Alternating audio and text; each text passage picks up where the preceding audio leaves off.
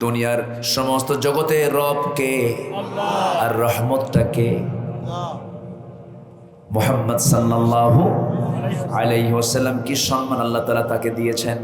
যেদিন তার জন্ম হয়ে যায়, সমস্ত আকাশের সমস্ত ফেরেশতারা একজন আরেকজনকে সংবাদ দেয়, জানো আজকে মুহাম্মাদের জন্ম হয়েছে। জোরে কোন সুবহানাল্লাহ। রাসূল দুনিয়াতে আসেন নাই, এই মাস হলো জন্মের মাস, মৃত্যুর মাস। কিছু কথা তো বলা দরকার, বলা দরকার কিনা বলেন? এই সাধারণ সাদা মাতার জীবনে নিয়ে কত কথা হয়। আমার নবীর জীবনে নিয়ে কিছু কথা বলার দরকার আছে না নাই? আমার নবীর যেদিন জন্ম হয়, সেই দিন ওই মক্কার মাটিতে আমার রাসূলের জন্ম হয়। রাসূলের জন্ম হয়েছে কিন্তু দোতলায়। আমার রাসূল কিন্তু ধনী পরিবারের সন্তান ছিলেন, নেতা পরিবারের সন্তান ছিলেন। কিন্তু এত ধনী পরিবার, নেতা পরিবারের সন্তান হওয়ার পরেও একটা সময় তিনি অভাব বোধ করেছেন। অভাব অনটন ছিল। কেন? একটা ফ্যামিলির বাপ যখন মারা যায়, সেই সময় সম্পদ কিন্তু রক্ষা করা কঠিন হয়ে পড়ে। আমার নবীজির জন্মের 6 মাস আগে তার বাপ দুনিয়া থেকে বিদায় নিয়েছেন, আর জন্মের 5 বছরের মাথায় তার মা দুনিয়া থেকে বিদায় নিয়েছেন। আল্লাহ তাআলা তাকে ডাবল এতিম করে দিয়েছেন। শুধু সিঙ্গেল এতিম না, বাপও নাই মাও নাই। কেন? দুনিয়ার সমস্ত এতিমগুলো যেন কোনো রিপোর্ট না করতে পারে, কোনো কথা না বলতে পারে। মুসলমানদের আমাদের পয়গম্বর এতিমের কি অধিকার প্রতিষ্ঠা করবেন? কারণ তিনি তো নিজে এতিম ছিলেন না। এই জন্য মহান রব্বুল আলামিন তাকে এতিম করে দুনিয়াতে পাঠায় এতিমদের মডেল বানিয়ে দিয়েছেন। আলাম ইয়াজিদকা ইয়াতীমান ফাআওয়া ওয়া ওয়াজাদাকা দাল্লান ফাহাদা ওয়া ওয়াজাদাকা আইলান ফাআগনা। জোরে বলুন আল্লাহু আকবার। আমার নবী যখন মা আমেনার পেটে যখন ছিলেন, মা আমেনা বলেন, আমি যখন কূপ থেকে পানি তুলতে যেতাম, কূপ থেকে পানি তুলতে গিয়া কূপের পানি যখন আমি তুলতে যাব, হাতে বালতি নিয়েছি, কিন্তু আমি লক্ষ্য করেছি আমার শিশু মুহাম্মদ যখন আমার গর্ভে, সেই সময় আমি নিজের চোখে দেখেছি বালতি লাগে নাই। আমার শিশু মুহাম্মদ আমার পেটে আসার বরকতে নিচের থাকা সেই কূপের পানি উপচে পড়ে পড়ে কূপের মুখ থেকে ভেসে ভেসে পড়ছিল। সেখান থেকে আমি পানি নিয়ে আমার বাসায় চলে আসছি। কোনো কষ্ট হয় নাই। কেন কষ্ট হয় নাই? আমার শিশু মুহাম্মদের বরকতে আমার কোনো কষ্ট হয় নাই। আমার শিশু মুহাম্মদ যখন আমার গর্ভে যখন চলে আসে, আমার শরীর থেকে সুগন্ধি বের হতো। আমার শাশুড়ি একদিন বলে ফেললেন, ও আমেনা, মেয়েদের তো বাইরে যেতে নিয়ে সুগন্ধি ব্যবহার করো উচিত না, তুমি সুগন্ধি ব্যবহার করো কেন? আমি জবাবে বললাম, মা বুঝতে ভুল করেছেন, আমার এমনটা ছিল না। কিন্তু মুহাম্মদ যখন আমার গর্ভে চলে আসে, আমার শরীর থেকে সুঘ্রাণ ঝরতে থাকে। যেরকম সুবহানাল্লাহ। আমার নবীজির জন্ম হলো, নবীজির জন্ম যেদিন হলো, আমার নবীজির সুবহে সাদিকের সময় দুনিয়ার মুখ দেখলেন। মা আমেনা বলেন, আটা থেকে চুল টান দিলে যেমন কোনো টের পাওয়া যায় না, আমার শিশু মুহাম্মদ যখন আমার গর্ভ থেকে দুনিয়াতে আসে, আমি নিজে বিন্দু পরিমাণ কোনো টের পাই নাই। যখন তার জন্মটা হয়ে গেল, কিন্তু আমার ভরাক্রান্ত মন, আমার দুঃখে ভরা মন, আমার মুখে কোনো হাসি নাই। আমার হৃদয়টা ক্ষতবিক্ষত হয়ে যাচ্ছিল। কারণ সন্তান তো ভূমিষ্ঠ হলো, কিন্তু সন্তান যার কোলে তুলে দেবে, সেই কোলে নেওয়ার লোকটা আজকে দুনিয়াতে নাই। আমার নবীজির বাপ তো দুনিয়া থেকে বিদায় নিয়েছেন। আমার নবীজি ওই ছোট্ট শিশু অবস্থায় একদিন অনেক বড় হয়েছেন, নবুয়ত পেয়েছেন। তার আপন চাচা আবু তালেব একদিন বলে ফেলতেছে, ভাতিজা মুহাম্মদ, একটা কথা বলি কি? জানি না কতটুকু সত্য, আমি নিজের চোখে দেখেছি, কথাটা বলবো নাকি? হ্যাঁ বলেন চাচা, কি হয়েছে বলেন তো দেখি। তোমার বয়স যখন 3 দিন, কয়দিন? 3 দিন যখন বয়স তোমার, ওই 3 দিনের শিশু যখন তুমি ছিলে, কোন এক চাঁদনি রাতে আমি তোমাকে দেখার জন্য তোমাদের ঘরের মধ্যে ঢুকেছি। আমি লক্ষ্য করে দেখি তোমার মার চোখে পানি টলমলো করছে, কান্নাকাটি করছে, কিন্তু তোমাকে কোলে নেয় না। তোমাকে কোলে নিতে গেলে হাওমা করে কেঁদে ওঠে, আর স্বামীর কথা মনে হয়। তোমাকে একাকী একটা খোলা আকাশে, চাঁদনি আকাশের নিচে তোমাকে শুয়ে রেখেছে। তুমি হাত পা নড়াচড়া করছো, তোমার মা দূরে দূরে কান্নাকাটি করছে। সেই সময় আমি নিজের চোখে দেখেছি মুহাম্মদ কতটুকু সত্য জানে না। তুমি বলো তো দেখি, কি দেখেছেন বলেন? বলতেছে, মুহাম্মদ আমি দেখতে পেলাম সেই রাত্রিতে তুমি যখন তোমার ডান হাতটা নড়াচড়া করো, তখন দেখলাম তোমার হাতের সঙ্গে চাঁদটাও নড়াচড়া করে।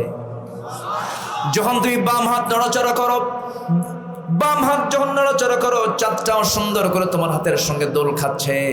যখন তুমি তোমার দুই হাত দিয়ে যখন নিচের দিকে হাতটা যখন টেনে নিয়ে আসো, চাঁদটা তোমার কাছাকাছি চলে আসে। আমি কি ভুল দেখছি নাকি? রাসূল কেঁদে কেঁদে বলছেন, চাচা ভুল তো দেখেন নাই, কারণ জন্মের পূর্বে আমার বাপ চলে গেছে, জন্মের পর আমার মার বড় দারুণ দুঃখ বেড়ে গেছে। আমার মা আমাকে সময় দিতে গিয়ে আমার মার বড় কষ্ট হয়, সেই জন্য আল্লাহ তাআলা কিছুক্ষণের জন্য আকাশের চাঁদ আল্লাহ তাআলা আমার জন্য খেলনা বানায় দিয়েছিলেন। জোরে কোন সুবহানাল্লাহ। মনিয়রা فقد قال الله تعالى في كلامه المجيد وفرقانه الحميد: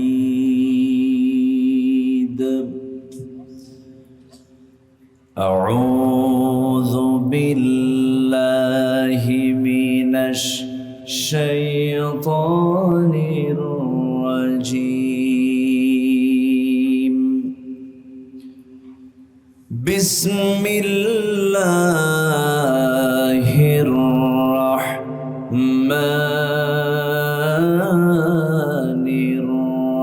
الرحيم.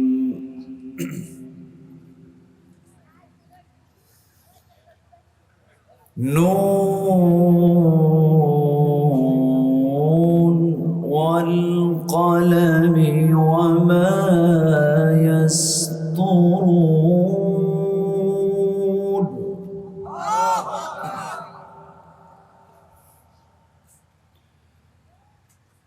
ما أنت بنعمة ربك بمجنون.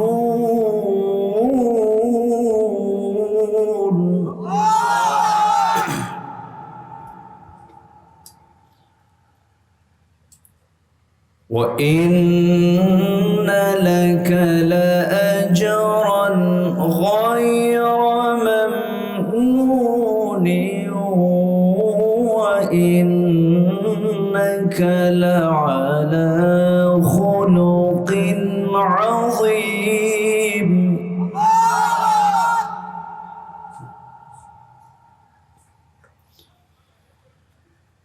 فستبصر ويبصرون بأيكم المفتون.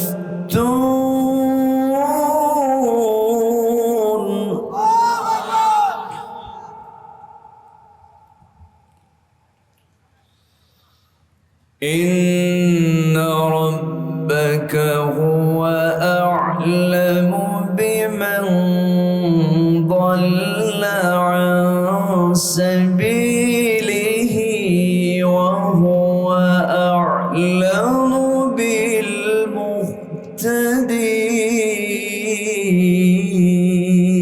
بالمهتدين.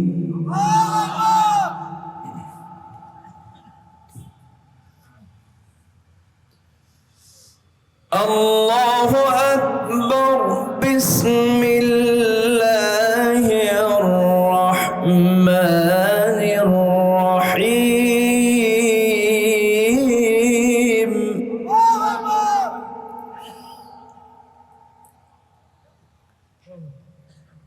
إن الله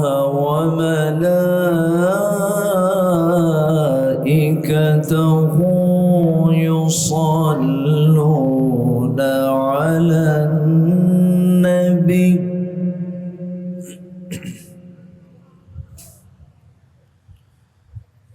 يا أيها الذين آمنوا صلوا عليه وسلموا تسليما.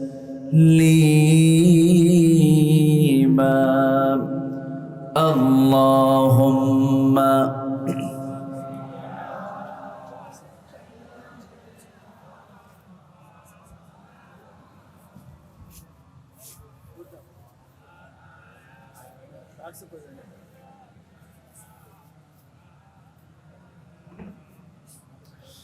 একটু মোহাব্বত দিয়ে নবীর প্রেমে মাতোয়ারা হয়ে জবান খুলে আওয়াজ দিয়ে সবাই বলুন আল্লাহুম্মা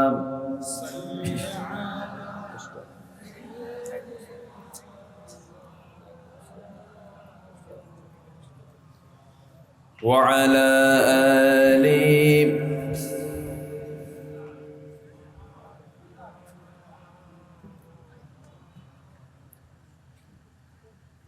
তাইফের কথা ভেবে কাঁদে শুধু দুনয়ন, এমন দরদি পেতে কাঁদে মন অনুক্ষণ, কাঁদে মন অনুক্ষণ। ওহদে দাতহারা আহমদ যখন লৌহ মাখা কিয়ামতে উঠবে তখন, জিহাদ না করে কিভাবে দেখাবে তুমি চাঁদ চেহারা রূপে ওয়াতুল। আল্লাহুম্মা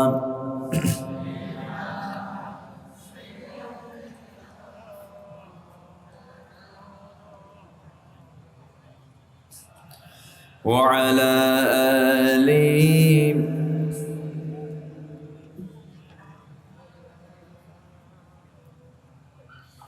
সবাই বলুন বালাগাল উলা বিকামালিহি কাশাফাত তুজা বিজামালিহি হাসনাত জামিউ খিসালিহি।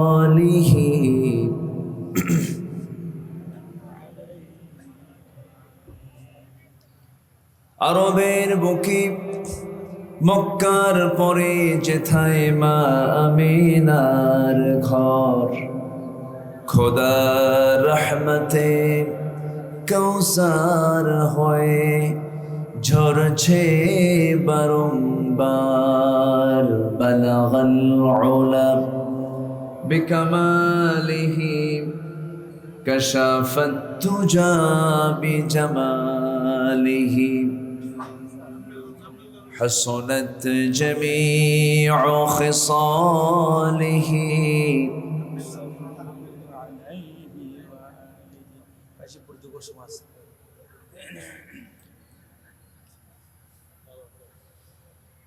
রাজশাহী অঞ্চলের নওগাঁ জেলার রানীনগর উপজেলার কাশিমপুর ইসলামী যুব কল্যাণ পরিষদ কর্তৃক আয়োজিত আজকের এই তাফসীরুল কোরআন মাহফিল ষষ্ঠ বার্ষিকী 2023 মহৎ আয়োজনের সম্মানিত সুযোগ্য সভাপতি বিশিষ্ট ব্যবসায়ী জনাব ফরিদ প্রামাণিক, আজকের এই প্রোগ্রামের বরেণ্য প্রধান অতিথি মাননীয় এমপি মহোদয়, কথা বলেছেন নন্দিত আলেমে দ্বীন আমার অনুজ মুহতারাম মাওলানা আবু রায়হান হাফিজাহুল্লাহ, উপস্থিত হাজরাত উলামায়ে কেরাম, ফদলায়ে ইজাম, সুশীল সমাজ, জাতির শ্রেষ্ঠ সন্তান শিক্ষক মণ্ডলী, জাতির বিবেক সাংবাদিকবৃন্দ, প্রশাসনের দায়িত্ব নিয়োজিত কর্মকর্তাবৃন্দ, সামনে উপস্থিত দূরে কাছের বিভিন্ন স্থান থেকে ছুটে আসা কালেমার ঝান্ডাবাহী, তাওহীদের পতাকাবাহী, দ্বীন ইসলামের নরসারদুল বীর মুজাহিদ, প্রাণ প্রিয় সম্মানিত দ্বীনি ভাইরা, আড়ালে বসে আছেন শ্রদ্ধেয়া সম্মানিতা সর্বগুণে গুণান্বিতা মা বোনেরা।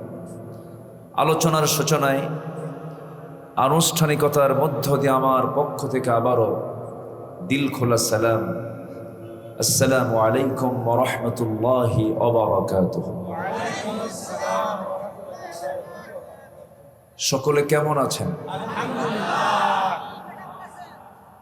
উল্টা প্রশ্ন আমারও জানতে চাচ্ছেন। আল্লাহ তাআলা আমাকে আপনার হালই রেখেছেন, বলি আলহামদুলিল্লাহ। তবে গোটা দুনিয়া জুড়ে আজকে নির্যাতিত নিপীড়িত মানুষ যে শ্রেণীর বেশি, সেই শ্রেণী হলো আলেম ওলামা সমাজ, ঠিক কিনা? তবে ইমানদার যে ইমানের দাবি করবে, নির্যাতন নিপীড়ন তাকে কখনো হতাশ করতে পারে না।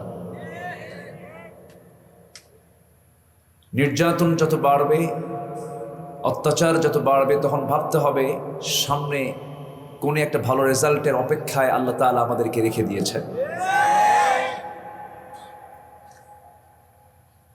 শিশু যদি না কাঁদে, মা তার সন্তানকে দুধ দিতে প্রস্তুত হয় না।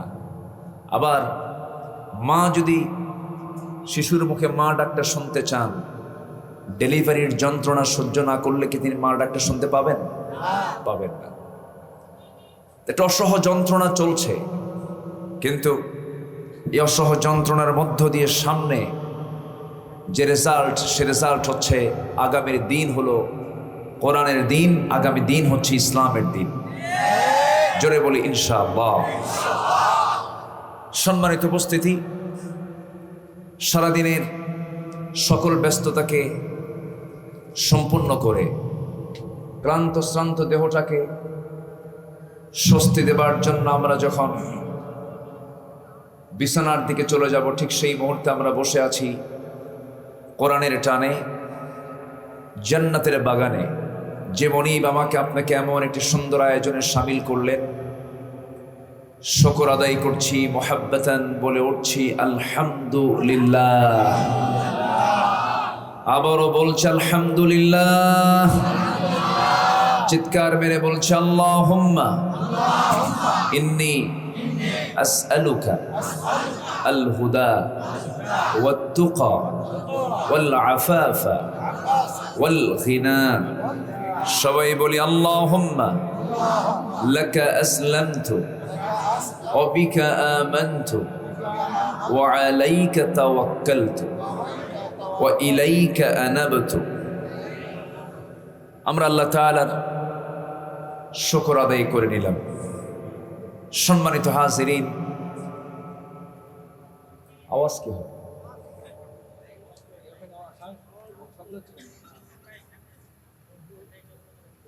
মোবাইল আছে সাথে কোথাও অনেক।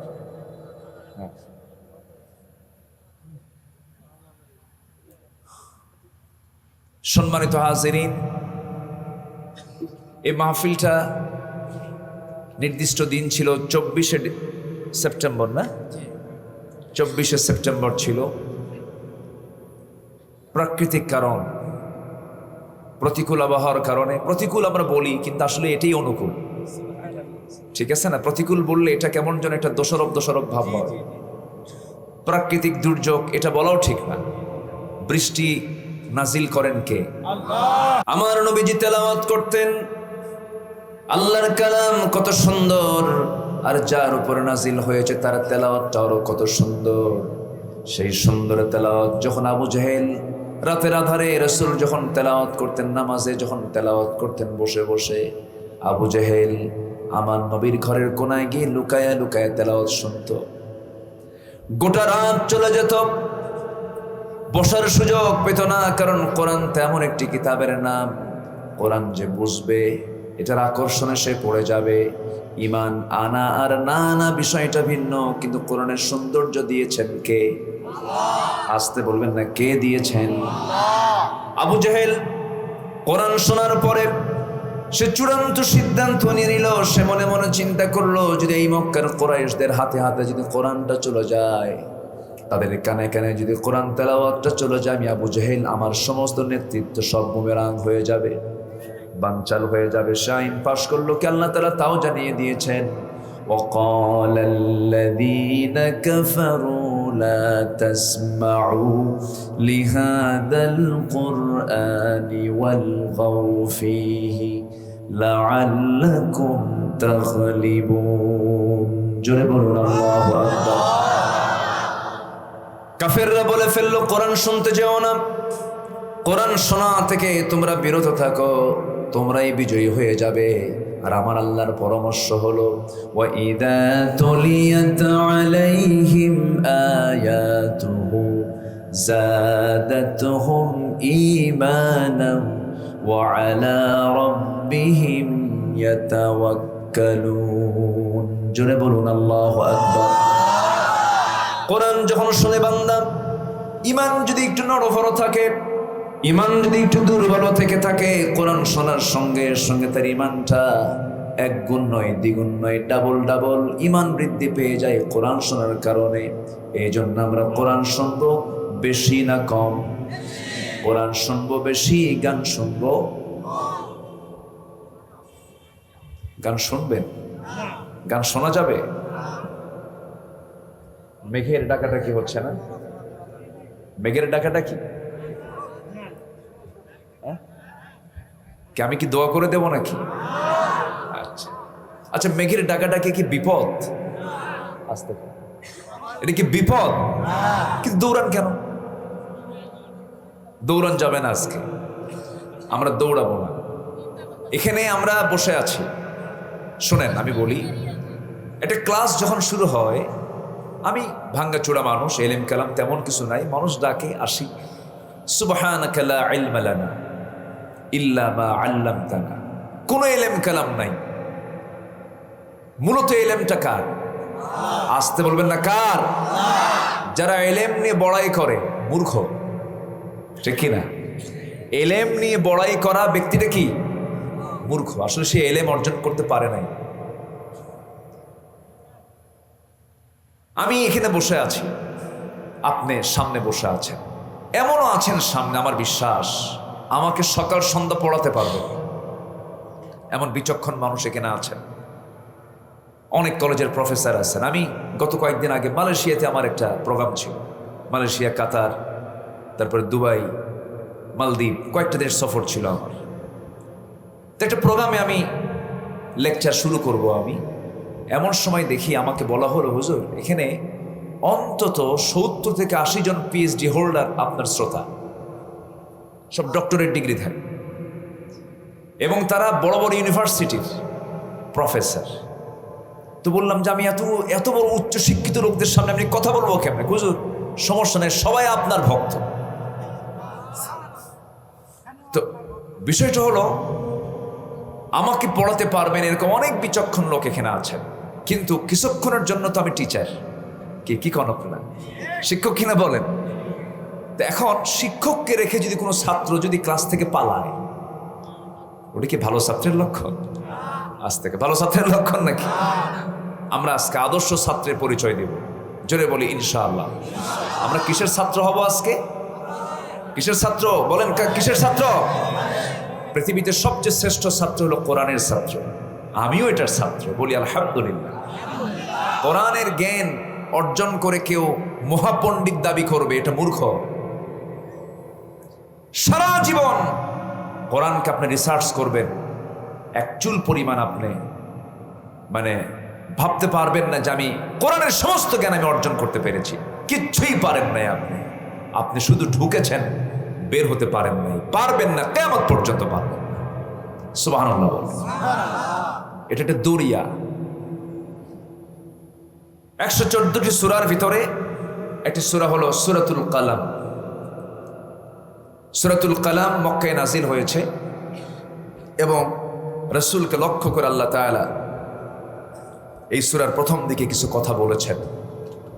আমার রাসূলের মতো স্ট্যান্ডার্ড ব্যক্তিত্ব সম্পন্ন মানুষ আর পৃথিবীতে কেউ আসবে?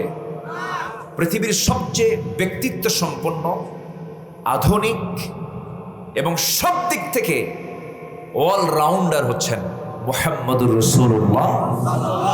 মুহাম্মদুর রাসূলুল্লাহ। এমন কোন দিক নাই যা আল্লাহ তার মধ্যে অপূর্ণাঙ্গ রেখেছিলেন। একটা মানুষ কি সব দিকে সফল হয়? কিন্তু আমার রাসূল ছিলেন সব দিকের সফল একজন ব্যক্তি। জোরে বলি সুবহানাল্লাহ। সেই রাসূলকে কাফের মুশরিকরা বিভিন্ন সময় বিভিন্ন গালিগালাজ করত। আগে কিন্তু গালি দিত না। গালি দিয়েছে 40-এর আগে না 40-এর পরে? 40-এর আগে না 40-এর পরে? 40-এর আগে বলতো আল আমিন, 40-এর আগে বলতো আস-সাদিক, 40-এর আগে বলতো সবচেয়ে চরিত্রবান যুবক। 40-এর আগে সবাই তার দিকে আলাদা নজর দিত, খুব মহাব্বত করত, খুব স্নেহ করত। কিন্তু 40-এর পর প্রেক্ষাপট পাল্টে গেল। রাসূলের মুখ থেকে হক কথা বের হলো, কোরআনের দাওয়াত দেওয়া শুরু হলো। রাসূলকে সঙ্গে সঙ্গে বিভিন্ন ভাবে গালিগালাজ পড়তে লাগলো। সূরা ফুরকানের ভিতরে একটা জায়গায় এসেছে, আমি আয়াত বলবো কখনো এক রাত তো 3 রাত হলে সুন্দর করে লম্বা সময় নিয়ে আমি কথা বলতে পারতাম। রাসূলকে ঠাট্টা বিদ্রুপ করা হলো, বলা হলো জাদুকর, বলা হলো কবি, বলা হলো পাগল, বলা হলো বাকপটু, বলা হলো লেসকাটা, নিঃসন্তান, বলা হলো কান কথায় নিমজ্জিত, বলা হলো সে জাদুগ্রস্ত, বলা হলো কোরআন মুহাম্মাদের মন গড়া বানোয়াট কথা। যেরকম নাউযুবিল্লাহ, এই সমস্ত কথাগুলো নবীর উপরে চাপিয়ে দেওয়া হলো। কোরআন কি নবীজির কোনো কথা? কার কথা? এতে কোনো সন্দেহ আছে নাকি? কোরআন যে আল্লাহর কথা, একটু আমি বলার চেষ্টা করব মাঝে। ঠিক সেই সময় যে সময় রাসূলকে বলা হলো পাগল। আচ্ছা, পাগলের মাথার চুল কি ঠিক থাকে? কথা কি সাজানো গোছানো থাকে? ঘুম খাওয়া কি নিয়মতান্ত্রিক হয়? আচ্ছা, দাঁত কি পরিষ্কার করে মাজা হয়? না। কাপড় কি পরিপাটি থাকে না, এলোমেলো থাকে? আচ্ছা, দাড়ি চুল এগুলো সব এলোমেলো থাকে। আচ্ছা, আমার নবীর কি এমন কিছু ছিল? বলেন, এমন কিছু ছিল? কিন্তু রাসূলকে এর পরেও কি বলা হলো? কি বলা হলো? পাগল। কেন বলা হলো? কি জন্য বলা হলো? নবীজির বিরুদ্ধে মিডিয়া লেগেছিল, এখন মিডিয়া লাগে না? মিডিয়া লেগেছে ইসলামের পক্ষে না বিপক্ষে? বিপক্ষে। একটা ছেলে তানজিম সাকিব, একজন খেলোয়াড়, নতুন খেলায় নামছে। এই যুবকরা চেনো না? দেখছেন? ভালোই চেনে। আচ্ছা, চেনো ভালো। আচ্ছা, এই তানজিম সাকিব ইয়াং তারুণ্যের উন্মাদনা যার মধ্যে কাজ করছে, সেই ছেলেটা তার ফেসবুক স্ট্যাটাসে লিখছে যে ফ্রি মিক্সিং এর সাথে যারা জড়িত, এমন জাতীয় নারীকে যারা বিয়ে করবে, অন্তত তারা একটা আদর্শ মা জাতিকে উপহার দিতে পারবে না। কথা তো রাইট, ঠিক কিনা বলেন? ছেলে এবং মেয়ে একসঙ্গে চলতে পারবে তখন যখন বিয়ে হবে। বিয়ে ছাড়া ছেলে মেয়ে যদি একসঙ্গে চলে, এটা কি আধুনিকতা না নোংরামি? এটা কি আধুনিকতা না বেহায়াপনা? বেহায়াপনা। আজকে এই জাতীয় কথা বললেও তাকে মৌলবাদী বলা হয়। বলা হয় সে নাকি মৌলবাদ হয়ে গেছে, জঙ্গিবাদ হয়ে গেছে। বোরকা পরা যাবে না নাকি? কেন? ঢাকা ইউনিভার্সিটির শিক্ষক বলল বোরকা পরে আসলে তাকে বের করে দেওয়া হবে। নেকাব পরা যাবে না, কারণ শিক্ষক পিতার মতো আর ছাত্রী হচ্ছে শিক্ষকের কাছে মেয়ের মতো। পিতার মেয়ের মতো যদি শিক্ষক ছাত্রীর পরিচয় হয়, শিক্ষক ছাত্রীকে পাত্রী বানায় বিয়ে করে কেন? এই ঘটনা তো নওগাঁয় নাই, আসতে কোন কোন আছে না? নাই। ছাত্রী পাত্রী হয় না? আসতে কয় ছাত্রী পাত্রী হয় কিনা বলেন? পাত্রী হয় কেন? জায়েজ আছে যে। জায়েজ ছাড়া কি বিয়ে হতো? ইসলামে 14 জন নারীকে আপনার জন্য আল্লাহ তাআলা হারাম করেছেন। স্ত্রী সাথে আরো 13 জন। এই 13 শ্রেণীর নারীকে আপনি কোনোদিন বিয়ে করতে পারবেন না। শাশুড়ি বউ যদি তালাকও হয়ে যায়, শাশুড়ি বিয়ে করা যাবে? আস্তে আস্তে মনে যাবে, মনে হয় নাকি? যাবে ভাই, যাবে। যাবে। নিজের মা, খালা, ফুফু, ভাগিনী, ভাতিজি, এরপরে ছেলে বউ, এই জাতীয় মেয়েদেরকে কখনো বিয়ে করা যাবে না। এদের সঙ্গে দেখা করা জায়েজ আছে না নাই? আছে। যাদেরকে বিয়ে করা যাবে না তাদের সঙ্গে দেখা করা জায়েজ আছে, কিন্তু তাও শালীনপূর্ণ পোশাক পরার দরকার আছে না নাই? আছে। সম্মানিত ভাইয়েরা, আজকে সমাজের একটা পক্ষ চাচ্ছে মুসলিম পরিবারের মেয়েদেরকে উলঙ্গ করে ঘর থেকে বের করানো। ওদের কাছে এই মাহফিলগুলো খুব জ্বালার কারণ হয়। ওরা নাটক করতে পারে না, ওরা বিচিত্রা করতে পারে না, ওরা আর কি কয়, এলে কি করে, যাত্রা করতে পারে না, ওরা বলে যাত্রা দেশ থেকে বন্ধ হলো, তাফসির মাহফিল বেড়ে গেল, এ তো আমার দেশের সংস্কৃতির বিরুদ্ধে একটা অবস্থান হয়ে যাচ্ছে, দেশ জাতি ধ্বংস হয়ে যাচ্ছে। কোরআনের মাহফিল হলে জাতি ধ্বংস হয়? জাতি ধ্বংস হয়? আমার ভাইয়েরা, ঠিক আজ থেকে ১৫০০ বছর আগেও একটা মহল চেয়েছিল নবীজির দাওয়াতে দিনকে বন্ধ করার জন্য, স্তব্ধ করে দেওয়ার জন্য, কোরআনটাকে নির্মূল করার জন্য। কিন্তু কোরআন তো কেউ নির্মূল করতে পারবে না, কারণ কোরআনকে যে নির্মূল করতে আসবে সেই নিজেই নির্মূল হয়ে যাবে। আবু জেহেল নির্মূল হয়ে গেছে। আবু জেহেলের বাড়ি এখন আন্তর্জাতিক পায়খানা। তার বাড়ি কিন্তু ভালো জায়গায়, একদম কাবা শরীফের পাশাপাশি, নবীর ঘরের সঙ্গী ঘর হচ্ছে আবু জেহেলের ঘর, আন্তর্জাতিক ইন্টারন্যাশনাল টয়লেট। এক পাকিস্তানি হাজি, আজ থেকে কত হবে 2009 সাল, এখন তো 2023 সাল, 13-16 বছর আগে আমি প্রথম হজে যাই।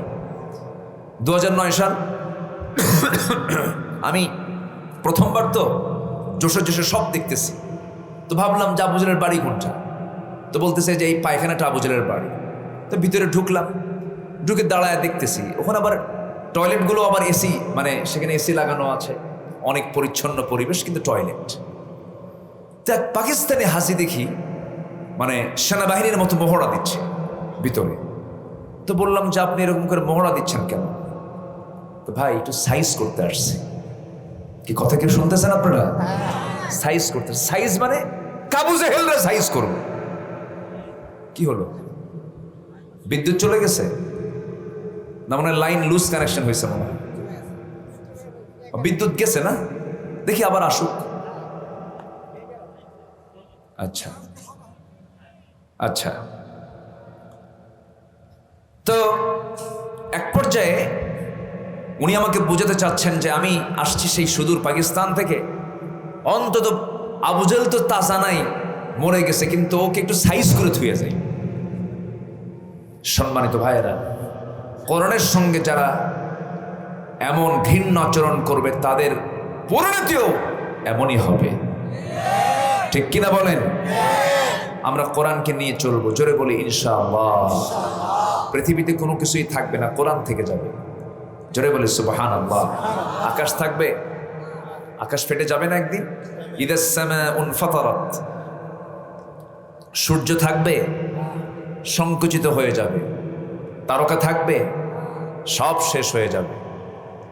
আল্লাহ রাব্বুল আলামিন বলেন, কুল্লু মান আলাইহা ফানি ওয়া ইয়াবকা ওয়াজহু রাব্বিকা যুল জালালি ওয়াল ইকরাম।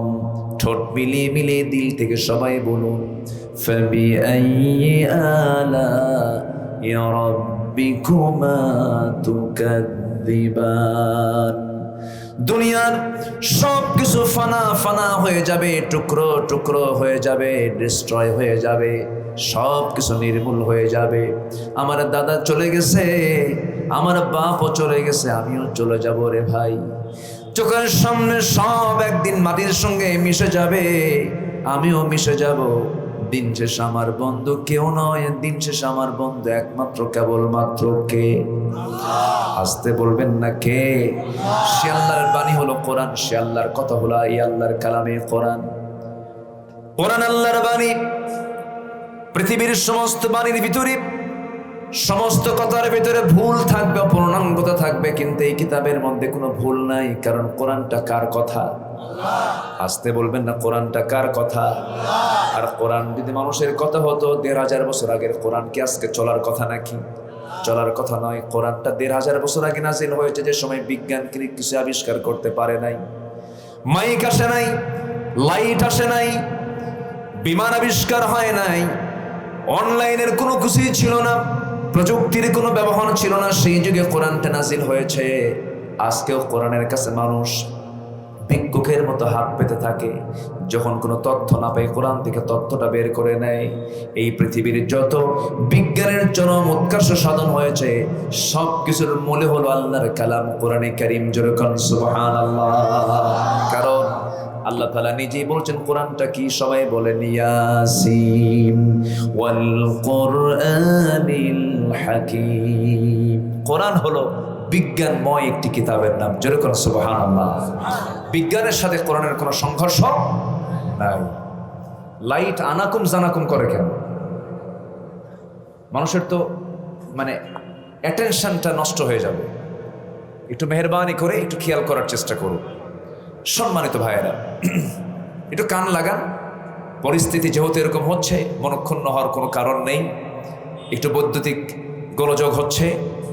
আমি এই তো সম্প্রতি 7-8 দিন আগে কাতার ছিলাম। তো কাতার হচ্ছে পৃথিবীর সবচেয়ে ধনীর তালিকার দিক থেকে 1 নম্বর ধনী রাষ্ট্র হচ্ছে তা কাতার। নওগাঁ আর বগুড়া মিলে যে এরিয়া, এত ছোট্ট একটা দেশ হচ্ছে কাতার। নওগাঁ বগুড়া এই এরিয়াটা হবে একটা দেশ কাতার। গোটা পৃথিবীর 228টি দেশের মধ্যে 1 নম্বর ধনীর তালিকায় হচ্ছে কাতার। কেন জানেন?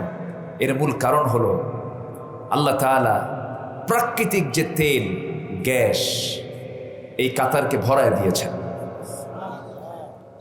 56টি মুসলিম রাষ্ট্র, গোটা পৃথিবীর প্রাকৃতিক সম্পদ সবচেয়ে বেশি দিয়েছেন এই মুসলিম রাষ্ট্রগুলোতে। মুসলমানের সংখ্যা আছে, জনসংখ্যা আছে, ম্যান পাওয়ার আছে, এরপরে সম্পদ আছে, সবই ছিল, সবই আছে। কিন্তু আজকে গোটা পৃথিবীতে মুসলমান মার খাচ্ছে সবচেয়ে কম না সবচেয়ে বেশি?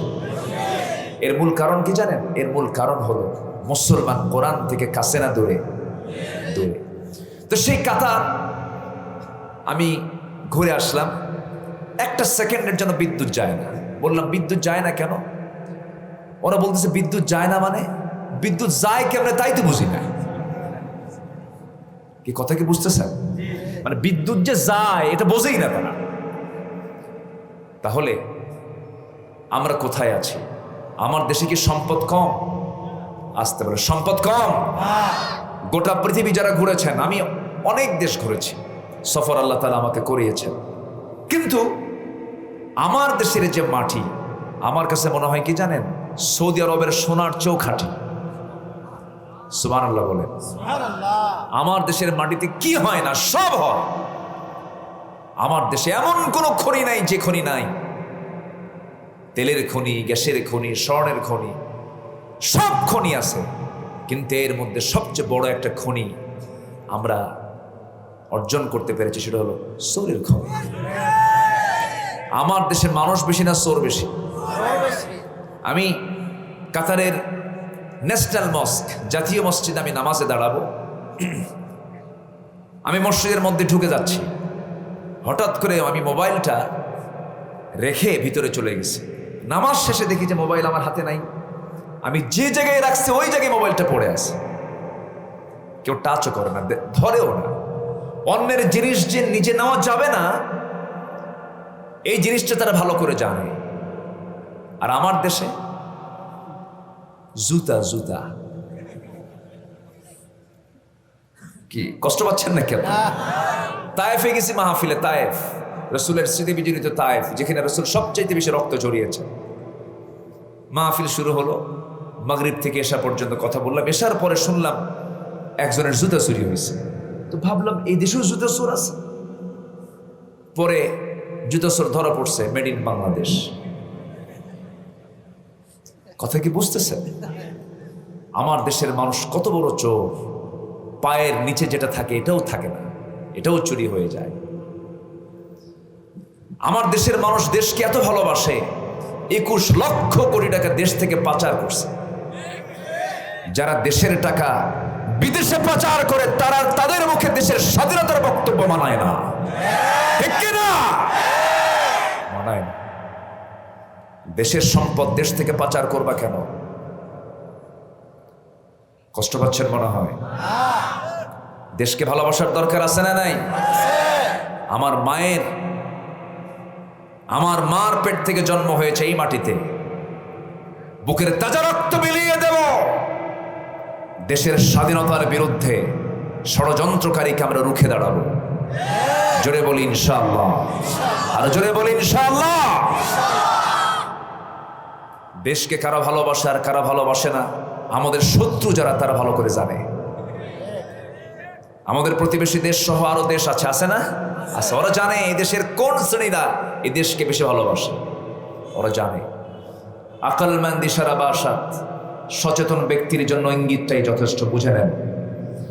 সম্মানিত ভাইয়েরা, একটু মন লাগাতে হবে, দিল থেকে বোঝার চেষ্টা করতে হবে। আমি কোন সূরা থেকে যেন কথা শুরু করেছি বলেন তো? কালাম। বলেন তো কি কোন সূরা? বলেন কি, এটার নাম কি? কালাম। সূরাতুল কালাম থেকে আমি শুরু করেছি। এই কলমের দাম আছে না নাই? কলমের খোঁচা দিয়া কত নিরপরাধ মজলুম আলেমদের বিরুদ্ধে কত রায় দেওয়া হচ্ছে। আস্তে কোন কেন, জোরে কোন, ঠিক কিনা? মিশরের সৈয়দ কুতুবকে শহীদ করে দেওয়া হলো। কাতারে শুয়ে আছেন যুগশ্রেষ্ঠ আলেমে দ্বীন মরহুম মকবুর ডক্টর ইউসুফ আল কারদাভি। আধুনিক বিশ্বের সবচেয়ে বড় ইসলামী চিন্তাবিদ তিনি ছিলেন। আমি তার মাকবারা জিয়ারা করে এসেছি। তাকে দেশ থেকে বিতাড়িত করা হয়েছে। ডক্টর আব্দুল করিম জাকির নায়েক, নাম শুনেছেন তো? তাকে দেশ থেকে বিতাড়িত করা হয়েছে। তিনি আজকে নির্বাসিত জীবন যাপন করছেন। হকের দাওয়াত দিতে গেলে এমন জীবনই আসবে। আসতে বলবেন না, জোরে বলেন ঠিক কিনা? একই দাওয়াত, কেউ পায় পোলাও কোরমা। একই দাওয়াত, কেউ পায় গলায় ফাঁসির রশি। সবার দাওয়াত কি একরকম? আসতে কবেন, সবার দাওয়াত কি একরকম? একরকম নয়। কোরআন কার কথা?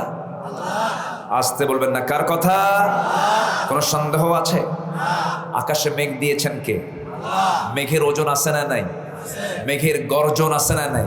দেখেন না, গর্জন মারলে আমরা নড়ে উঠি, নড়ে উঠি না? এটা কার ক্ষমতা? যারা বিমানে চড়েছেন, বিমানের প্যাসেঞ্জার হয়ে আপনি যদি জানালার পাশে থাকেন, মনে হবে আল্লাহ তুমি কত মহান, বিশাল। এক বিমানে চড়েছেন, পৃথিবীর অন্য কোনো মানুষ নয়। পৃথিবীর যে প্রথম বিমান যেটা আবিষ্কার হয়েছে, সেই বিমানে চড়েছেন একজন পয়গম্বর, তার নাম হলো সুলাইমান। তার নাম কি বলেন? সুলাইমান। তার বিমানটা ছিল সবচেয়ে দ্রুতগামী, এমন দ্রুতগামী যানবাহন, এমন দ্রুতগামী বিমান কিয়ামত পর্যন্ত কেউ আবিষ্কার করতে পারবে না। আল্লাহু আকবার বলেন। তিনি এক সকাল বিকালে গোটা দুনিয়া ঘুরে আসতেন। আল্লাহু আকবার বলেন। আর আমেরিকা থেকে বাংলাদেশে আসতে লাগে 24 ঘন্টা। আধুনিক যে কনকর্ড বিমান, আমেরিকা থেকে বাংলাদেশে আসতে লাগে কত ঘন্টা? 23 থেকে 24 ঘন্টা। আর সুলাইমান আজ থেকে 4000 বছর আগে গোটা মুলুকিয়াত আল্লাহ তাআলা তার হাতে দিয়েছিলেন। গোটা দুনিয়া ঘুরতেন এক সকাল বিকালে। যেরকম সুবহানাল্লাহ। তিনি জিনের কথা বুঝতেন, পিঁপড়ার ভাষা বুঝতেন, ইফরিতকে ডাকতেন। অনেক লম্বা লম্বা কথা আছে না? বহু কথা আছে। তিনি পিঁপড়ার ভাষা বুঝতেন। পৃথিবীতে কোনো ভাষাবিদ এমন আছে পিঁপড়ার ভাষা বোঝে? পিঁপড়া কথা কয়, সে পিঁপড়ার কথার আওয়াজটা তিনি শুনতে পেয়েছেন। আস্তে করে তুললেন হাতের মধ্যে, ইয়া আইয়াতুন নামলা, হে পিঁপড়া। সুন্দর করে কথা বলতেছে। কথা বলতে বলতেই মানে ফাতাবাসসামা দাহিকান, তার কথাটা শুনলেন এবং তিনি মুস্কি মুস্কি হাসি দিলেন। বলতেছে যে, হে পিঁপড়ার সকল সদস্যবৃন্দ, আমি তোমাদের রাজা বলছি, রানী বলছি, তাড়াতাড়ি তোমরা গর্তের মধ্যে ঢুকে যাও। সুলাইমানের বাহিনী আসতেছে, আমাদেরকে তাদের পদপিষ্ঠে ফেলে আমাদেরকে ধ্বংস করে ফেলবে। হাতের মধ্যে তুলে তার কথাটা শুনলেন এবং মুস্কি মুস্কি হাসি মারলেন। এমন ভাষাবিদ, শুধু মানুষের ভাষা না, প্রাণীর ভাষাও তিনি বুঝতেন। আমার দেশের কিছু ভাষাবিদ আছে, একটু ইংলিশ পারলে, খালি ইংলিশ ছাড়া বাংলার কয় না, আছে না নাই? একটু ইংলিশ বলতে পারলে শুধু ইংলিশই কয়, বাংলা টাংলা কয় না, অহংকার দেখায়। তুমি কত বড় ভাষাবিদ হয়েছ, কিয়ামত পর্যন্ত সুলাইমানের মতো বড় ভাষাবিদ মানুষ পৃথিবীতে আর আসবে না। মানতিকাত তাইর, তিনি সকল প্রাণীর ভাষা বুঝতেন। এই পৃথিবীর সমস্ত আধুনিকতা, সমস্ত সভ্যতা নিয়ে এসেছেন আম্বিয়ে কেরাম। যদি আল্লাহু আকবার। আর আমার রাসূলকে সর্বশেষ যে কিতাব দেওয়া হয়েছে বিশ্ব মানবতাকে সভ্য করার জন্য, সেই কিতাবের নাম কি? কোরআন। সূরা কলাম থেকে আমি আলোচনা শুরু করেছি। নুন, আল্লাহ তাআলা নুন দিয়ে শুরু করলেন। নুনের কোনো অর্থ পৃথিবীর কেউ বলতে পারবে না, কারণ এর অর্থ একমাত্র কে জানেন? আল্লাহ জানেন। এরপরে বলছেন ওয়াল কালাম, কলমের কসম। যা দিয়ে লেখা হয়, যা দিয়ে কি হয়, লেখা হয়। লেখালেখির ক্ষেত্রে সতর্ক হওয়ার দরকার আছে না নাই? আসতে বলবেন না, আছে না নাই? আচ্ছা, এরপর আল্লাহ রাব্বুল আলামিন বলেন, কলমের কসম, যা দিয়ে লেখা হয়, মা আনতা বিনিআমাতি রাব্বিকা বিমাজনুন, আপনি কখনো পাগল নন। আমি আপনাকে নিয়ামতে ধন্য করেছি, আমি আপনাকে বরকতে ধন্য করেছি। আমার পরিচয় হলো, আল্লাহ তাআলা নিজে বলছেন, হে রাসূল আমার পরিচয়টা হলো, সবাই বলেন, আওয়াজ দিয়ে দিয়ে বলেন, আলহামদুলিল্লাহি রাব্বিল আলামিন। আমার নবীর পরিচয় হলো, ওয়ামা আরসালনাকা ইল্লা রাহমাতাল লিল আলামিন। জোরে বলুন আল্লাহু আকবার। দুনিয়ার সমস্ত জগতের রব কে? আর রহমতটা কে? মুহাম্মদ সাল্লাল্লাহু আলাইহি ওয়াসাল্লাম। কি সম্মান আল্লাহ তাআলা তাকে দিয়েছেন! যেদিন তার জন্ম হয়ে যায়, সমস্ত আকাশের সমস্ত ফেরেশতারা একজন আরেকজনকে সংবাদ দেয়, জানো আজকে মুহাম্মাদের জন্ম হয়েছে। জোরে বলুন সুবহানাল্লাহ। রাসূল দুনিয়াতে আসেন নাই, এই মাস হলো জন্মের মাস, মৃত্যুর মাস। কিছু কথা তো বলা দরকার, বলা দরকার কিনা বলেন? এই সাধারণ সাদা মাতার জীবনে নিয়ে কত কথা হয়, আমার নবীর জীবনে নিয়ে কিছু কথা বলার দরকার আছে না নাই? আমার নবীর যেদিন জন্ম হয়, সেই দিন ওই মক্কার মাটিতে আমার রাসূলের জন্ম হয়। রাসূলের জন্ম হয়েছে কিন্তু দোতলায়।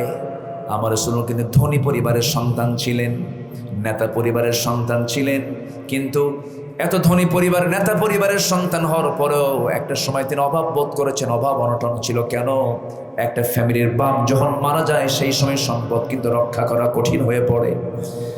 আমার নবীজির জন্মের 6 মাস আগে তার বাপ দুনিয়া থেকে বিদায় নিয়েছেন, আর জন্মের 5 বছরের মাথায় তার মা দুনিয়া থেকে বিদায় নিয়েছেন। আল্লাহ তাআলা তাকে ডাবল এতিম করে দিয়েছেন। শুধু সিঙ্গেল এতিম না, বাপও নাই, মাও নাই। কেন? দুনিয়ার সমস্ত এতিমগুলো যেন কোনো রিপোর্ট না করতে পারে, কোনো কথা না বলতে পারে। মুসলমানদের, আমাদের পয়গম্বর এতিমের কি অধিকার প্রতিষ্ঠা করবেন? কারণ তিনি তো নিজে এতিম ছিলেন না। এই জন্য মহান রব্বুল আলামিন তাকে এতিম করে দুনিয়াতে পাঠায় এতিমদের মডেল বানিয়ে দিয়েছেন। আলাম ইয়াজিদকা ইয়াতীমান ফাআওয়া ওয়া ওয়াজাদাকা দাল্লান ফাহাদা ওয়া ওয়াজাদাকা আইলান ফাআগনা। জোরে বলুন আল্লাহু আকবার। আমার নবী যখন মা আমেনার পেটে যখন ছিলেন, মা আমেনা বলেন, আমি যখন কূপ থেকে পানি তুলতে যেতাম, কূপ থেকে পানি তুলতে গিয়া কূপের পানি যখন আমি তুলতে যাব, হাতে বালতি নিয়েছি, কিন্তু আমি লক্ষ্য করেছি আমার শিশু মুহাম্মদ যখন আমার গর্ভে, সেই সময় আমি নিজের চোখে দেখেছি বালতি লাগে নাই। আমার শিশু মুহাম্মদ আমার পেটে আসার বরকতে নিচের থাকা সেই কূপের পানি উপচে পড়ে পড়ে কূপের মুখ থেকে ভেসে ভেসে পড়ছিল। সেখান থেকে আমি পানি নিয়ে আমার বাসায় চলে আসছি। কোনো কষ্ট হয় নাই। কেন কষ্ট হয় নাই? আমার শিশু মুহাম্মদের বরকতে আমার কোনো কষ্ট হয় নাই। আমার শিশু মুহাম্মদ যখন আমার গর্ভে যখন চলে আসে, আমার শরীর থেকে সুগন্ধি বের হতো। আমার শাশুড়ি একদিন বলে ফেললেন, ও আমেনা, মেয়েদের তো বাইরে যেতে নিয়ে সুগন্ধি ব্যবহার করা উচিত না, তুমি সুগন্ধি ব্যবহার করো কেন? আমি জবাবে বললাম, মা বুঝতে ভুল করেছেন, আমার এমনটা ছিল না, কিন্তু মুহাম্মদ যখন আমার গর্ভে চলে আসে, আমার শরীর থেকে সুঘ্রাণ ঝরতে থাকে। যেরকম সুবহানাল্লাহ। আমার নবীজির জন্ম হলো, নবীজির জন্ম যেদিন হলো, আমার নবীজির সুবহে সাদিকের সময় দুনিয়ার মুখ দেখলেন। মা আমেনা বলেন, আটা থেকে চুল টান দিলে যেমন কোনো টের পাওয়া যায় না, আমার শিশু মুহাম্মদ যখন আমার গর্ভ থেকে দুনিয়াতে আসে, আমি নিজে বিন্দু পরিমাণ কোনো টের পাই নাই। যখন তার জন্মটা হয়ে গেল, কিন্তু আমার ভরাক্রান্ত মন, আমার দুঃখে ভরা মন, আমার মুখে কোনো হাসি নাই। আমার হৃদয়টা ক্ষতবিক্ষত হয়ে যাচ্ছিল, কারণ সন্তান তো ভূমিষ্ঠ হলো, কিন্তু সন্তান যার কোলে তুলে দেবে, সেই কোলে নেওয়ার লোকটা আজকে দুনিয়াতে নাই। আমার নবীজির বাপ তো দুনিয়া থেকে বিদায় নিয়েছেন। আমার নবীজি ওই ছোট্ট শিশু অবস্থায় একদিন অনেক বড় হয়েছেন, নবুয়ত পেয়েছেন। তার আপন চাচা আবু তালেব একদিন বলে ফেলতেছে, ভাতিজা মুহাম্মদ, একটা কথা বলি কি? জানি না কতটুকু সত্য, আমি নিজের চোখে দেখেছি, কতটা বলবো নাকি। হ্যাঁ বলেন চাচা, কি হয়েছে বলেন তো দেখি। দেখি তোমার বয়স যখন 3 দিন, কয়দিন? 3 দিন যখন বয়স তোমার, ওই 3 দিনের শিশু যখন তুমি ছিলে, কোন এক চাঁদনি রাতে আমি তোমাকে দেখার জন্য তোমাদের ঘরের মধ্যে ঢুকেছি। আমি লক্ষ্য করে দেখি তোমার মার চোখে পানি টলমলো করছে, কান্নাকাটি করছে, কিন্তু তোমাকে কোলে নেয় না। তোমাকে কোলে নিতে গেলে হাওমা করে কেঁদে ওঠে, আর স্বামীর কথা মনে হয়। তোমাকে একাকী একটা খোলা আকাশে, চাঁদনি আকাশের নিচে তোমাকে শুয়ে রেখেছে, তুমি হাত পা নড়াচড়া করছো, তোমার মা দূরে দূরে কান্নাকাটি করছে। সেই সময় আমি নিজের চোখে দেখেছি মুহাম্মদ কতটুকু সত্য জানে না, তুমি বলো তো দেখি কি দেখেছেন বলেন। বলতেছে মুহাম্মদ, আমি দেখতে পেলাম সেই রাত্রিতে তুমি যখন তোমার ডান হাতটা নড়াচড়া করো, তখন দেখলাম তোমার হাতের সঙ্গে চাঁদটাও নড়াচড়া করে। যখন তুমি বাম হাত নড়াচড়া করো, বাম হাত যখন নড়াচড়া করো, চাঁদটাও সুন্দর করে তোমার হাতের সঙ্গে দোল খাচ্ছে। যখন তুমি তোমার 2 হাত দিয়ে যখন নিচের দিকে হাতটা যখন টেনে নিয়ে আসো, চাঁদটা তোমার কাছাকাছি চলে আসে। আমি কি ভুল দেখছি নাকি? রাসূল কেঁদে কেঁদে বলছেন, চাচা ভুল তো দেখেন নাই, কারণ জন্মের পূর্বে আমার বাপ চলে গেছে, জন্মের পর আমার মার বড় দারুণ দুঃখ বেড়ে গেছে। আমার মা আমাকে সময় দিতে গিয়ে আমার মার বড় কষ্ট হয়, সেই জন্য আল্লাহ তাআলা কিছুক্ষণের জন্য আকাশের চাঁদ আল্লাহ তাআলা আমার জন্য খেলনা বানায় দিয়েছিলেন। জোরে কোন সুবহানাল্লাহ। আমার বন্ধুগণ, সেই নবীজির জন্ম হলো এই মাসে, ওফাত হলো এই মাসে। জন্ম মৃত্যু নিয়ে কথা যতটুকু শুনবো আমরা তার জীবনে নিয়ে আমরা আলোচনা করতেই পারি, কোনো সমস্যা নাই। কিন্তু একটা বিষয়, শুধু জন্ম নিয়ে আলোচনা করলাম, দরুদ পড়লাম, তার প্রতি মহাব্বত দেখালাম, দরদ দেখালাম, ভালো কথা। কিন্তু আমরা কতটুকু মহাব্বত করতে পেরেছি বড় আফসোস লাগে। নবীজির কতটুকু সুন্নত আমল করতে পেরেছে বড় আফসোস লাগে। এই জায়গায় যারা বসে আছেন অধিকাংশ মুসলমান, সবাই মুসলমান, কিন্তু একটু যদি প্রশ্ন করি, এখানে যারা বসে আছেন দাড়িওয়ালা মানুষ বেশি না দাড়ি ছাড়া মানুষ বেশি? বলেন বলেন বলেন বলেন। বিড়ি খাওয়া কোন নবীর সুন্নত বলেন? আচ্ছা, কোন নবীকে বিড়ি খেয়েছেন নাকি?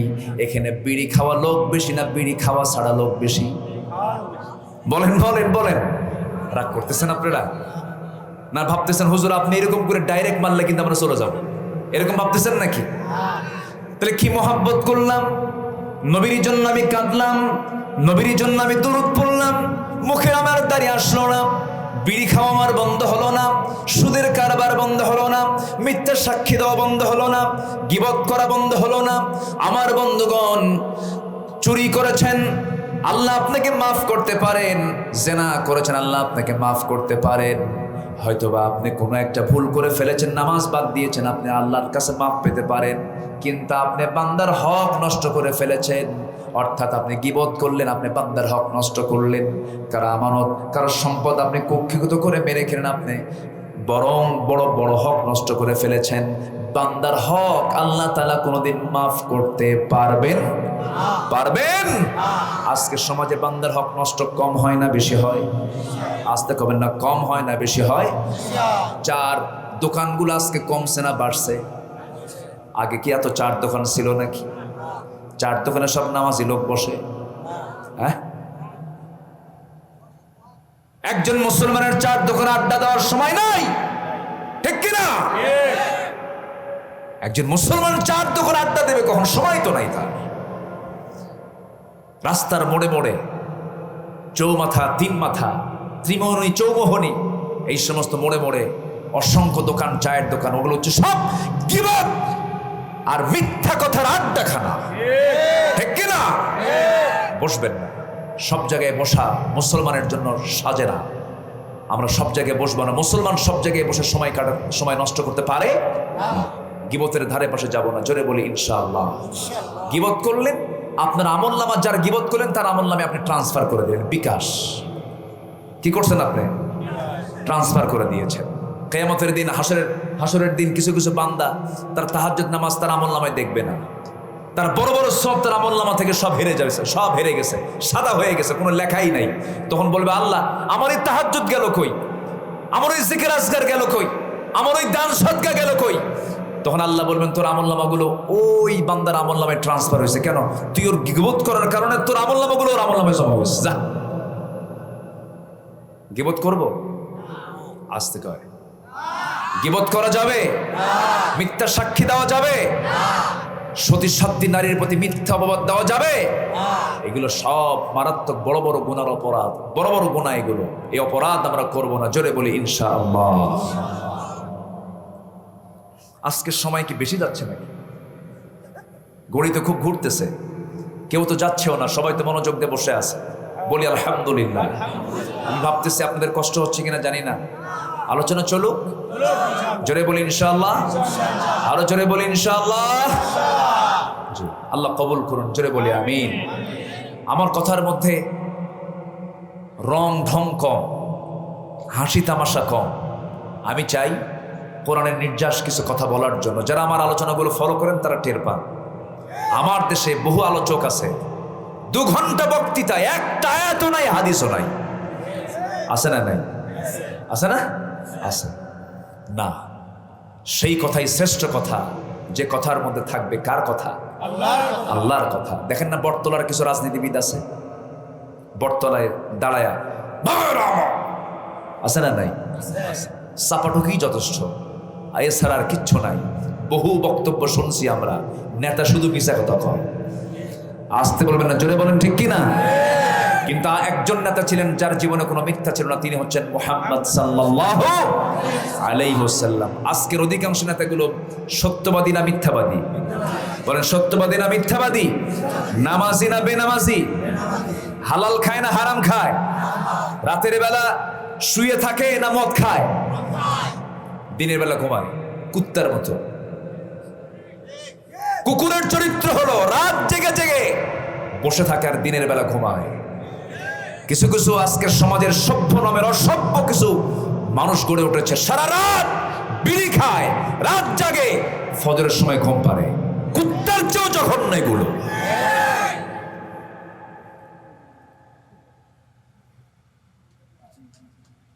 বলবো কথা? বলবো? কোনো সমস্যা নাই তো? কুকুর কি রাতে ঘুমায়? রাতে কি করে? জেগে থাকে আর দিনের বেলা ঘুমায়। যারা রাত জাগে আর দিনে ঘুমায় তারা কুত্তার মতো। ওয়াজআলাল লাইলা লিবাসা, আল্লাহ বলছেন আমি রাতকে দিয়েছি ঘুমের জন্য। ঘুমা, আগে ভাগে ঘুমা, 3টার দিকে ওঠ, তাহাজ্জুদ পড়ে ফজর পড়, তোর দিল প্রশস্ত হবে। বুরিকালি উম্মতি ফি বুকুরিহা, আমার উম্মতের বরকতময় সময় হলো সকালবেলা, সকালবেলা, সকালবেলা। আর সকালবেলা কি করে? ঘুমায়। আজকে সমাজ কোথায় চলে গেছে? কষ্ট পাচ্ছেন? এই আলোচনা রেকর্ড হচ্ছে, এরা যে কি করবে আল্লাহ জানে। আলোচনা চালাবো, জোরে বলি ইনশাআল্লাহ। নুন ওয়াল কলমি ওয়া মা ইয়াসতুরুন মা আনতা বিনি'মাতি রাব্বিকা বিমাজনুন। হে রাসূল, আপনি পাগল নন, জোরে বলেন সুবহানাল্লাহ। আজকের মাইক হলো কই? মাইকটা ভালো, আলহামদুলিল্লাহ বলি আলহামদুলিল্লাহ। কিন্তু মাইক হলোর মুখে দাঁড়িয়ে নেই। আচ্ছা, বেশি ওয়াজ শোনে কে বলেন তো? মুখে দাঁড়িয়ে নাই। তাহলে ওয়াজ এত শুনে লাভটা হলো কি করে?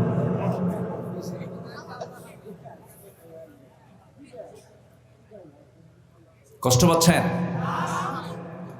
আল্লাহ তুমি সবার ভেতরে আমলের চিন্তা ঢুকাইয়া দাও, জোরে বলি আমিন। আমার দেশে ওয়াজ বেশি না আমল বেশি? আমল। বক্তারা যদি সুর ভালো হয়, বলে জানো আজকে যে ওয়াজ করে গেছে না হুজুর, এমন সুর কাইন্দে শেষ, ফজর নাই। কি নাই? ফজর। আমরা আমলের নিয়তে সবকিছু করবো, জোরে বলি ইনশাআল্লাহ। কোন আলোচকের আলোচনা খারাপ না যদি কোরআন থেকে হয়, সুর থাকুক আর না থাকুক। বেলালের কোনো সুর ছিল? আসতে পারে, বেলালের কোনো সুর ছিল? মানুষটা কালো, অসুন্দর না সুন্দর? অসুন্দর দেখতে কালো মানুষ। মাঝে মাঝে হাঁটলে পরে সাহাবীরা বলতো হুজুর ওদের কালো পাহাড় আসতেছে। রসুল একদিন বলেই ফেললেন সাহাবীরা, আমার বেলালকে তোমরা এরকম করে বলবা না। আমার বেলাল অসন্তুষ্ট হলে আমি রাসূল অসন্তুষ্ট হব। আমার বেলালকে তোমরা কখনো কালো পাহাড় বলে ডাকবা না। কোনো সুর নাই। অথচ মুয়াজ্জিনের দায়িত্ব পালন করেছেন কে? বেলাল। কারো আজান আরো শাজিম ছয় না, আর বেলাল আজান দেন আর সাজিদ পর্যন্ত পৌঁছে যায়। কেন পৌঁছবে না? অত্যাচার কি কম সহ্য করছেন তিনি? মক্কার মাটিতে সবচেয়ে বেশি নির্যাতিত হয়েছেন বেলাল। কি মাইটটা দিয়েছে রাসূল সহ্য করতে পারলেন না। রাসূল বললেন, আবু বকর, আল্লাহ তোমাকে মিলিয়নার বানিয়েছেন, বিলিয়নার বানিয়েছেন, প্রচুর টাকার মালিক আল্লাহ বানিয়েছেন। আবু বকর, যত টাকা লাগে আমার বেলালকে মুক্ত করো, তুমি জান্নাতের দরজা পাবা, যাও। স্বর্ণ মুদ্রা সব নিয়ে জমা করলেন উমাইয়ার সামনে। উমাইয়া, তোর কত টাকা লাগবে, কত স্বর্ণ লাগবে, সব দেব, বেলালকে দে, কারণ আমি জান্নাত কিনে নিতে চাই। জোরে বলে সুবহানাল্লাহ। বেলালকে মুক্ত করে এনেছেন।